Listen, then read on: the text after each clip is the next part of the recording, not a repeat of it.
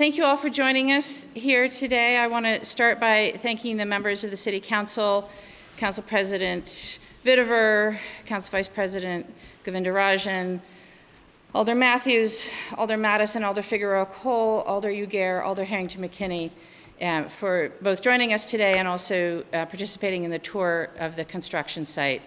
Very much appreciate the support of the Council for this project. I also want to thank our community development staff and our engineering staff who have put a lot of time and energy both into this project in particular and into serving the people in our community who are experiencing homelessness.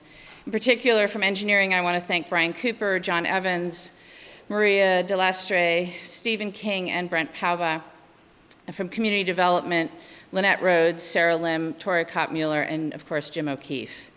I also want to thank Porchlight, who's been our partner in running the shelter, and Mirren Construction, who is the construction company for this site. And I appreciate all of you joining us today. Our job as a city is to provide the infrastructure and the services that underpin not just our regional economy, but also the quality of life for all of our residents.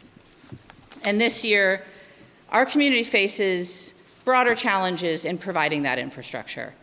Prices are rising, families are struggling, federal programs like SNAP and Medicaid have been cut, and more, people rely on local services as the federal safety net phrase. Nowhere is this clearer than in our efforts to support the growing numbers of those who face housing instability and homelessness. In 2020, we came together as a community to foster a new approach to serving those experiencing homelessness. The system that had served Madison and Dane County for more than 35 years, relying primarily on faith-based organizations and private donations for shelter space, meals, and operations, collapsed in the wake of COVID-19. And while it is not traditionally the job of city government to provide homeless shelters, either here in Madison or around the country, it was the city and Dane County that stepped up to preserve and improve these vital services. City staff set up safe temporary shelter space, first at the Warner Park Community and Recreation Center, later at a converted maintenance facility on First Street, and finally at a site on Zier Road near East Town Mall.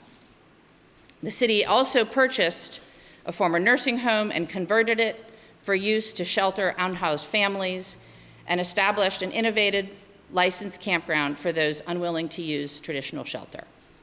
And after years of just talking about it, I, joined by former County Executive Joe Parisi, directed city staff to lead the effort to develop a permanent shelter that would serve our most vulnerable residents with the respect and the dignity that they deserve. City and county elected officials came together, made this a priority, and with additional federal funds secured by Congressman Mark Pocan, put together the $27 million in capital funding that is needed to make this facility that we're standing in today a reality. And when this shelter opens next year, it will be the first purpose-built shelter in Wisconsin and a critical piece of infrastructure for combating homelessness in Madison and Dane County. The responsibility for meeting the needs of residents that face housing insecurity and homelessness cannot be solely laid at the feet of local government. The pandemic era showed us what is possible when federal, state, and local leaders make a commitment to work together to face serious challenges. There is no question that the emergency COVID funding provided by the federal government was essential to our efforts to help many people afford to stay in their housing and to provide safe shelter options for those that could not. But that was one-time funding and is no longer available. In its place, unfortunately, are new federal policies that threaten to strip healthcare, food, and housing supports from those who most need them, increasing the likelihood that more people will face housing crises. Our neighboring states, Minnesota and Illinois, invest tens of millions of dollars on homeless services every year. Wisconsin's funding is a fraction of what they provide and has been stagnant for years, even though the need for those services has increased. In fact, the state of Wisconsin spends about as much on homeless services as the city of Madison does, and far less than what Dane County does.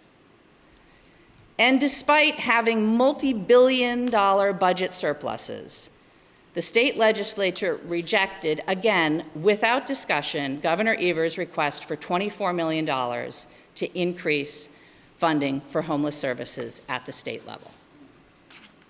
To make things worse, local governments are saddled with state-imposed spending limits that make it harder for the city to fill the gaps left by state austerity.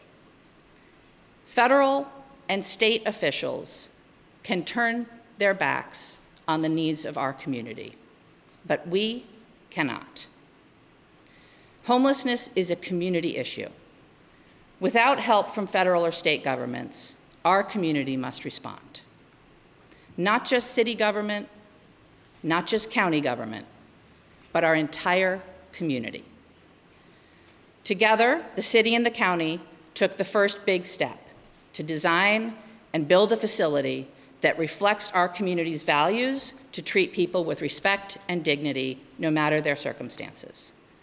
A facility with the potential to offer not just a safe place for guests to lay their head at night, but a place where they can get the help that they need to return to housing.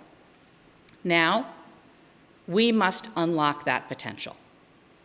That means coming up with more than $4 million that it will take to operate this shelter 24 hours a day, 7 days a week, 365 days a year.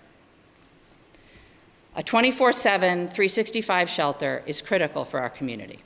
It will allow those experiencing homelessness to have a place to sleep, to store their belongings, to get a meal, and to take a shower. But more importantly, it will offer them stability and access to the kinds of services that they need to access housing or health care or employment. And today, I am announcing that my 2026 executive operating budget includes significant new funding to make that possible.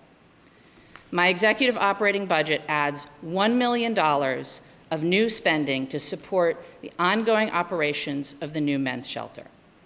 Combined with the $700,000 of funding drawn from the Community Development Division's existing budget, the city's total contribution to shelter operations on an annual basis will stand at $1.7 million. To put this commitment in context, until the pandemic, the city offered no support for shelter operations. So we have moved from 0 to $1.7 million. But pending approval by the Common Council, we are committed to making this shelter successful. And now we must look to our partners in county government, from surrounding municipalities, and in the business and philanthropic communities to help us make a full-time shelter a reality. I'm excited to announce today that a new private group called Shelter Friends will soon launch a campaign to help close the gap needed to make the most of this facility. To do right by our community, we need the business community, philanthropists, Dane County, and Madison residents to help us. I encourage everyone to support this private effort because every dollar will help get us closer to our goal. And please stay tuned for future announcements from the Shelter Friends. With their support, this shelter can be the first step for people to find permanent housing and permanent solutions. But understand that a new shelter, even a high-functioning 24/7, 365 shelter, is not a solution to homelessness. The solutions to homelessness come by ensuring that everyone in our community has access to housing that they can afford. That's why my 2026 executive capital budget The upcoming operating budget and our ongoing Housing Forward initiatives maintain a focus on increasing the number of homes in Madison. We have dedicated $68 million to the Affordable Housing Fund during my time in office to create more opportunities for housing across the city. We're eliminating the pain points in our ordinances that prevent more housing from being built. And these efforts have resulted in significant progress in creating more housing in Madison. We have already built over 1,600 homes this year alone, and we have 5,000 more under construction. We have to, as a community, compassionately provide services to vulnerable residents while creating more housing in our community so that all residents can thrive. City government is dedicating millions of dollars to support people experiencing homelessness and to create more affordable housing. But we need our partners, especially those from the private sector, where historically the majority of homeless services funding has come from, to join us by investing in the services our most vulnerable community members need to get back on their feet. Madison is a compassionate and generous community, and together we can accomplish the goal of opening Wisconsin's first purpose-built 24/7 shelter that will help everyone who needs it connect to permanent housing. Thank you again for being here, and I'd be happy to take a few questions. What's the expected county contribution to this fund? You'll have to ask the county executive about her budget. Have they thrown out any figure, any sort of ballpark estimate on what they can provide? Again, you're going to have to ask the county executive about her budget. I think she is announcing on the 1st. Mayor, we've been talking about a lot of homeless things, homeless solutions here. This comes after a vote from the common council to demolish Derby Drive. Does that have any significance in the announcement you decided to make today on this? We've been working to make this shelter a reality for a long time now, and it has been my #1 priority in the 2026 executive operating budget to make sure that the city will do our part to open this shelter and to contribute to its operating funds. So that has really been my focus in this budget. And again, I'm really hopeful that our partners in the community will step up and help us make sure that not only can it open, but that it can open 24/7. Yep. You mentioned before that the operating budget moving forward will be a multi-year affair. Can you talk about how the operating budget related to homelessness, like putting it in the context of the presidential administration? Well, I don't know that I can predict what the federal government will do going forward, but I think what we have already seen from the Trump administration is just moves to further decimate the social safety net. So as people lose access to health care, access to Medicaid, access to SNAP and food benefits, as we find out what happens to HUD and HUD funding, I think that will just put more pressure on local governments and on local communities because it will put more people at risk and put more people in a situation where they're housing insecure. So while I wish it was not true that local governments had to pick up the pieces, I really do expect that what the federal government is doing right now is going to make things harder for everyone. I think they're doing real harm. My hope is that the state government will help us fill in the gap as we at the local level deal with the fallout of what's happening at the federal level. Yeah. Any immediate takeaways from the tour that you just took? Yes, I'm really impressed with the team that has been working on this facility. I mean, we can do a briefing on the details of it when it opens, but they put a lot of thought into making this a space that will really best serve the guests. And in particular, one thing that I would lift up out of the tour is that the design team and also our team at the city went through a training on how to do trauma-informed design and how to design a space that is sensitive to the trauma and issues that people have faced and is designed to be as welcoming and calming as possible. And I really appreciate that. I know they also met with a number of people who have used our shelter services and experiencing homelessness and tried to incorporate their feedback into the shelter design. So we really are working hard to make this a successful facility. But again, in order for that to be true, we do need to have the operating funds. And again, that is going to rely not just on the city, but on our entire community. Yeah. So you mentioned that the city is contributing $1.7 million to the everyday expenses, running this shelter 24/7. What is the exact dollar amount you were talking about for private donors? How much more money are you looking for to, have the shelter run 24/7? So we think that the estimated budget to run this on an annual basis as a 24/7 shelter is about $4 million. The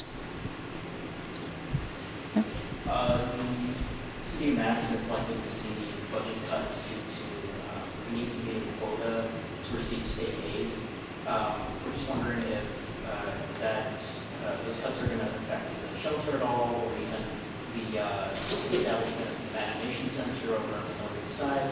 And if they are, will we see that in next month's budget proposal? So we will be announcing various facets of my executive operating budget over the next several weeks. This is the first of those announcements. And so what I am saying today is that the additional $1 million is in my executive operating budget. I cannot present an unbalanced budget. So this is the first of several pieces that we'll be learning about over the next several weeks of what makes up a balanced executive operating budget. So stay tuned for the full picture, but after we announce all of the pieces and introduce this to the council, then the council will have a chance to amend it if they wish. But what I can tell you at this point is that I will present a balanced budget. As you mentioned, help from the city means help from the community, which means help from taxpayers. What is your message to those who are paying taxes and see that this is what their money is being spent? What is your message to the everyday taxpayer here in Madison? I think Madison is a very compassionate community. I think that folks who live in Madison want to help people who are more vulnerable than them and might be experiencing homelessness or housing insecurity. And I think that it is a benefit to our entire community for us to take care of people. The costs at a societal level of homelessness are very high, not just for the individuals that experience it, but for all of us. So if we can make an investment up front to try and connect people to services and get them to a place where they are back in housing and more stable in their lives, that's a benefit for the entire community. Right? Yep, one more and then we're done. Potentially having one of the municipalities in Dane County buy into the shelter's operations to cover some of the costs. Can you describe sort of the rationale behind that and what sort of contribution you might be expecting from those municipalities? So one of the things that we have known for years but have had difficulty quantifying is that the services that are provided in Madison for folks who are experiencing are certainly serving people who live in Madison, but they're also serving people that come to us from surrounding communities. And most of our surrounding communities do not have shelters of any sort. Some of them have no homeless services at all. So I think it is pretty clear that folks who've experience homelessness in those communities are likely coming to be served by what Madison is providing. So I think it is only fair for our surrounding communities to consider making an operating contribution, considering that folks who are from their communities are likely using these services and will likely use this shelter. That's a conversation that we'll be having with the executives of those communities. I've had a few of those conversations already and intend to have more. But it is clear that what we provide in Madison is really a regional service, which again is why the state should be contributing more operating dollars to homeless services in our community. And right now, again, they are just basically providing the same amount of money that the city provides for the entire state of Wisconsin. So that gets spread pretty thin. If the legislature had seen fit to add the additional $24 million that the governor asked for, we'd be in a different situation. And I certainly hope that in the next state budget, we'll see a change on that front, because this is a regional issue, and it's really unfair for the state to expect local governments to try and find a way to collaborate when it is a statewide and regional issue. We need to settle Dane County mayors tomorrow. Will be a public conversation in that meeting. It will indeed. Okay. Thank you all so much for being here. Very much appreciate it. Thank you. We also have Thank you all. people